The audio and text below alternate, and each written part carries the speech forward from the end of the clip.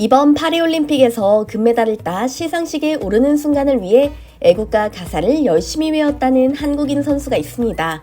한국인이 어떻게 애국가를 모를 수 있나 싶으실 텐데요. 해당 선수의 얽힌 비화를 들어보면 그럴만하다 고개를 끄덕이실 겁니다. 오늘은 석연찮은 판정으로 금메달을 도둑맞은 허미미 선수에 대해 이야기해볼 건데요. 대체 다른 경기도 아닌 올림픽 결승에서 왜 이런 사달이 난 건지 일본 언론 보도와 두 선수 간 히스토리를 살펴봄으로써 면밀히 분석해보겠습니다.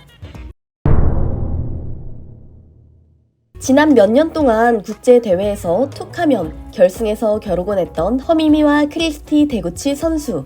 이번 올림픽 무대에서의 결승도 많은 이들을 예견했을 정도로 두 선수는 각종 국제대회에서 치열한 공방전을 벌여왔습니다. 그러나 세계 랭킹은 크리스티 데구치 선수가 굳건하게 유지 중이었죠.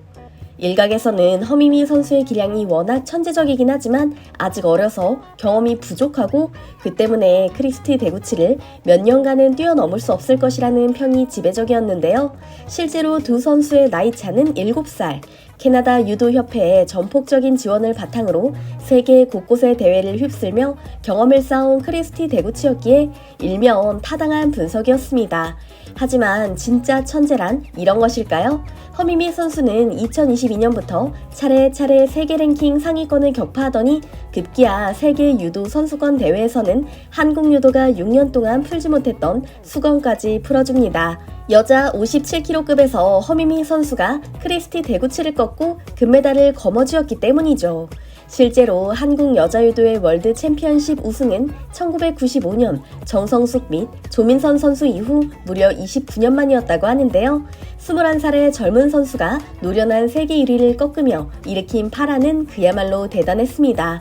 당시 허미미와 겨뤘던 크리스티 데구치는 저돌적인 공격에 지친 듯 마지막 순간에는 피해 다니느라 바빴는데요. 이번 파리 올림픽 결승전에서도 비슷했었죠.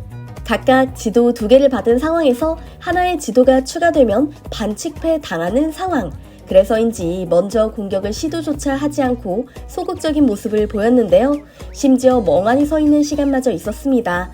그러나 연장전이 되자 허미미 선수는 안 되겠다 싶었는지 상대의 소매를 붙잡고 치열한 기싸움을 했습니다.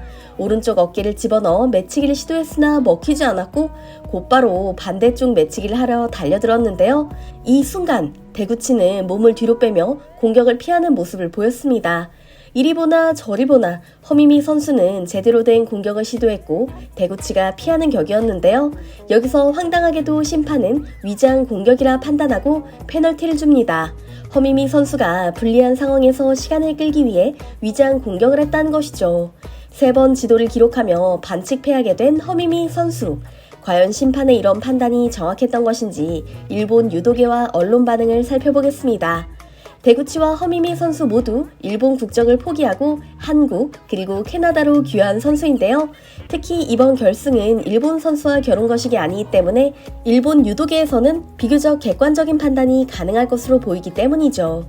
NHK 해설진인 한 감독, 그는 일본 유도계에서 지도자 경력 20년이 넘으며 수많은 선수를 배출해낸 인물인데요. 그는 결승전 중계를 하며 허미미가 마지막 지도를 받던 순간에 대해 이렇게 말했습니다. 허미미는 안다리, 업어치기 등 더 많은 공격을 시도했고 시간을 끈 건 오히려 데구치였다라고 말이죠. 그는 특히 마지막 순간에 데구치가 의도적으로 오른쪽 깃을 잡지 못하게 막았던 순간에 대해 지적합니다. 이는 명백한 반칙에 해당된다는 것이죠. 허미미 선수가 사용한 기술인 업어치기의 경우 앉으면서 하는 동작이다 보니 그렇게 보일 수도 있으나 대회 경험이 많은 심판이라면 그런 식의 판단을 하지 않을 것이라 맹렬하게 비판하기도 했는데요. 일본 유도계에서 한 목소리로 지적하는 것이 또 있습니다. 올림픽 같은 큰 무대에서 선수들이 지도를 받는 것을 두려워한 나머지 소극적으로 경기에 임하는 것, 바로 그것이죠. 이런 맥락에서 본다면 크리스티 데구치 선수가 경기가 끝난 후 기자회견에서 한 말 역시 이해가 되는데요. 실제로 크리스티 데구치는 석연치 않은 판정으로 금메달을 딴 상황에 멍해졌는지 기뻐하기는커녕 표정 없는 얼굴로 침묵했고 매트에서 내려와 코치의 축하를 받고 나서야 겨우 미소를 지었습니다. 다른 사람도 아닌 허미미 선수와 직접 겨룬 장본인이었기에 해당 공격이 페널티를 받을 만한 상황이 아니라는 걸 잘 알고 있기 때문이었죠.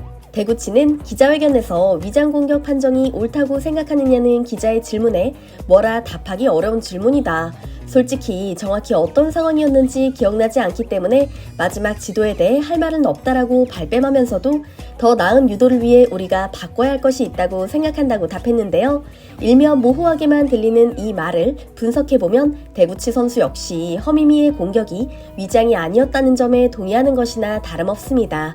그러나 이처럼 스스로도 인정했음에도 불구하고 대구치는 자신의 소셜미디어에 금메달을 훔쳐간 도둑 등의 악플을 남긴 한국인들에게 너무한다며 불만을 터뜨렸는데요. 당신들이 아끼는 선수를 보호하려는 마음은 이해한다. 그러나 이런 싸움은 의미가 없다며 소셜미디어에 입장문을 영어와 일본어로 올린 것은 물론 캐나다 방송에 출연해 한국인들 때문에 너무 힘든 시간을 겪고 있다며 하소연하기까지 했습니다. 반대로 아쉽게 금메달을 놓친 허미미 선수는 평소처럼 의연한 모습으로 임했습니다.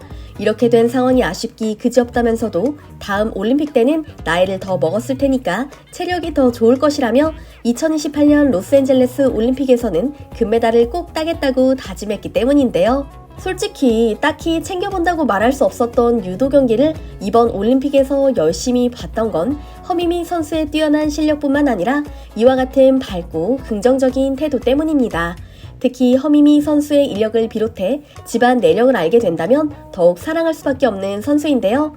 독립유공자 후손, 귀화 선수 등이 그에게 꼭 따라붙는 수식어이기도 하죠. 6살 때부터 유도를 시작한 그녀는 일본인 어머니와 한국인 아버지 사이에서 태어나 일본에서 자란 제일교포입니다. 중학교 때부터 유도의 두각을 나타내 유도 천재라는 평가를 일본에서 받았으며 선수층이 두텁기로 유명한 일본 유도계에서도 손꼽히는 인재였는데요. 그가 일본 국적을 포기하고 한국으로 왔을 때 일본 유도계에서는 뭐든 해줄 테니 제발 일본에 남아달라고 간청할 정도였습니다. 훈련과 혜택 측면에서도 일본 유도계가 한국보다 월등한 것은 사실인데요. 그렇지만 단호한 태도로 한국을 택한 허미미, 이유가 있었습니다. 그녀의 할머니가 우리 미미가 꼭 태극마크를 달고 올림픽에 나갔으면 좋겠다고 유언을 남겼기 때문이죠. 심지어 한국으로 와서 경북체육회에 입단하는 과정에서 그녀의 가족 역시 몰랐던 사실을 알게 되기도 했는데요. 허미미 선수가 일제강점기 항일 경문을 붙이다 옥고를 치른 독립운동가 허석 선생의 오대손이라는 사실이었죠. 이런 걸 보면 세상 모든 일에는 이유가 있구나 싶은데요. 할머니의 유언에 따라 올림픽에 나간 허미미 선수, 4년 뒤 LA 올림픽에서는 반드시 금메달을 따서 더 많은 축하를 받았으면 하는 마음입니다.